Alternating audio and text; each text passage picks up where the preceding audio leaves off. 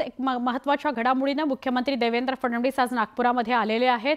Nagpur police आयुक्तालयाच्या 6व्या मजल्यावर पोलीस अधिकाऱ्यांसोबत त्यांची बैठक सुरू आहे।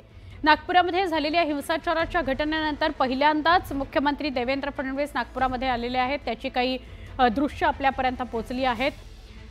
मुख्यालयाच्या 6व्या मजल्यावर पोलीस आयुक्त कार्यालय जे आहे त्याच्या 6व्या मजल्यावर ही बैठक पोलीस अधिकाऱ्यांसोबत सुरू झालेली आहे।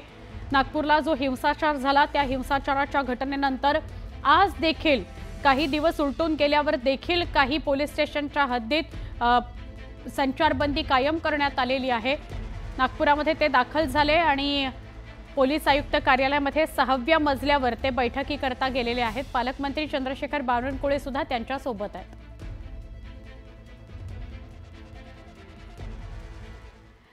इतिहास अभ्यासक इंद्रजित सावंतांना धमकी देणारा आणि छत्रपती शिवाजी महाराज आणि संभाजी महाराजांविषयी आक्षेपार्ह भाषा वापरणारा प्रशांत कोरटकर हा महाराष्ट्रातच लपल्याचं समोर आलंय। कारण कोरटकरच्या तपासाकरता कोल्हापूर पोलीस चंद्रपुराकडे रवाना झालेत। ते चंद्रपुरात दाखल सुद्धा झालेले आहेत। अशातच प्रशांत कोरटकरचा दुबईतील एक जुना फोटो व्हायरल करत तो दुबईला पळाल्याची चर्चा सुरू झाली होती। पण कोरटकरचा तो फोटो 2023 मधला असल्याचं समोर आलंय। कोरटकरचे जुने फोटो व्हायरल करून पोलिसांची दिशाभूल करण्याचा प्रयत्न सुरू आहे का असाही सवाल उपस्थित होतोय।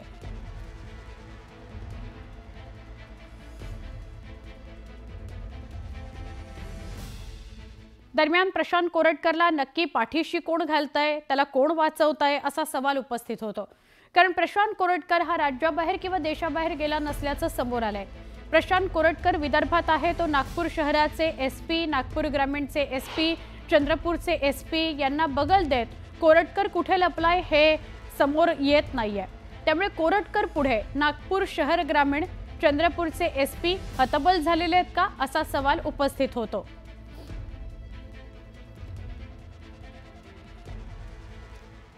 रवींद्र सिंघल हे आहेत नागपूरचे पोलीस आयुक्त। हर्ष पोद्दार हे आहेत एसपी नागपूर ग्रामीणचे। पोलीस अधीक्षक चंद्रपूरचे सुदर्शन मुमका आणि कोल्हापूरचे एसपी महेंद्र पंडित या चौघांनाही गुंगारा देत फसवत त्यांच्या डोळ्याखालून नाकासमोरून हा प्रशांत कोरटकर कसा काय पळतो आहे, लपतो आहे हे अजून समोर आलेलं नाही। त्यामुळे कोण नेमकं त्याला वाचवतंय, पाठीशी घालतंय किंवा नुसतं दुर्लक्ष केल्यानं सुद्धा तो असा वाचू शकतोय का, अटकेपासून त्याला त्यामुळे संरक्षण मिळतंय का असा प्रश्न निर्माण होतो।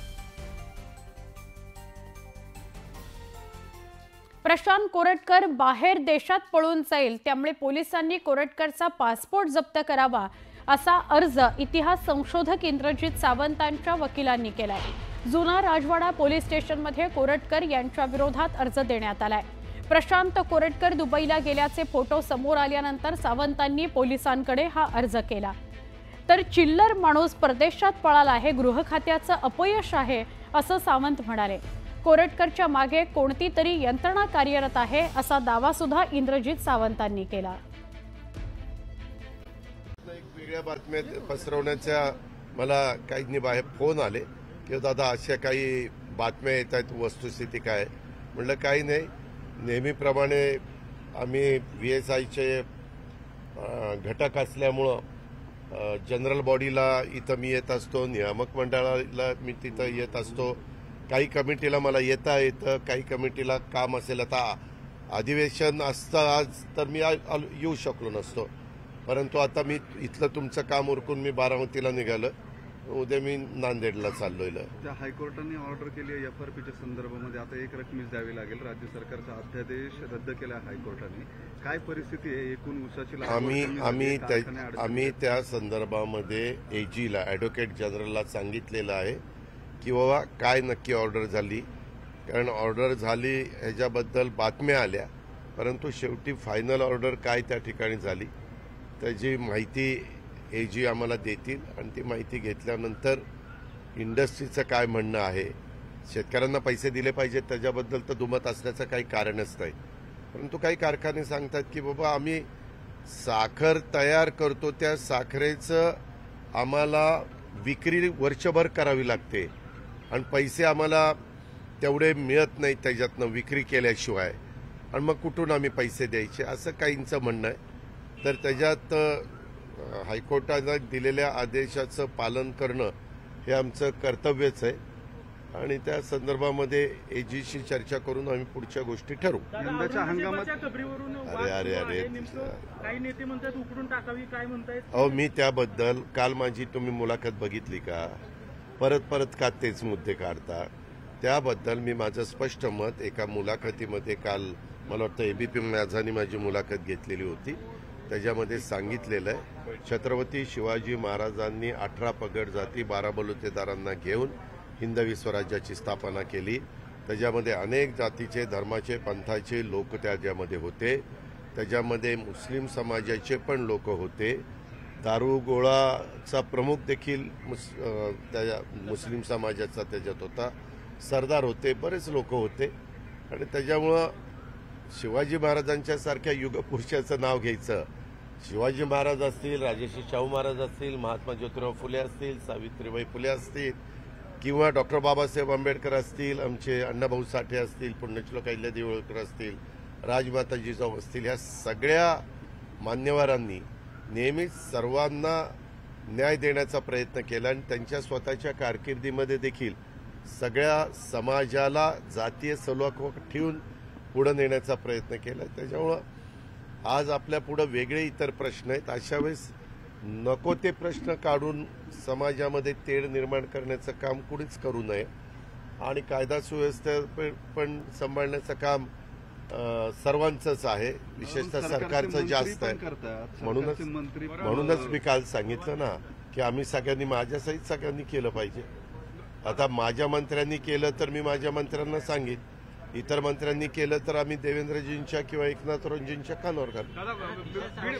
बीड प्रकरणावर लक्ष हटवण्यासाठी अशा प्रकारची विधानं केली जात आहेत असे विरोधक म्हणतात, त्यावर तुम्हाला काय म्हणायचं? ह्याच्यावर त्याला काही अर्थ नाही. बीडच्या बद्दल SIT नेमलेली आहे, बीडच्या बद्दल CID नेमलेली आहे, बीडच्या बद्दल न्यायालयीन चौकशी त्या ठिकाणी आपण करतोय. अशा सगळ्या चौकशा चाललेल्या आहेत, आणि त्या संदर्भामध्ये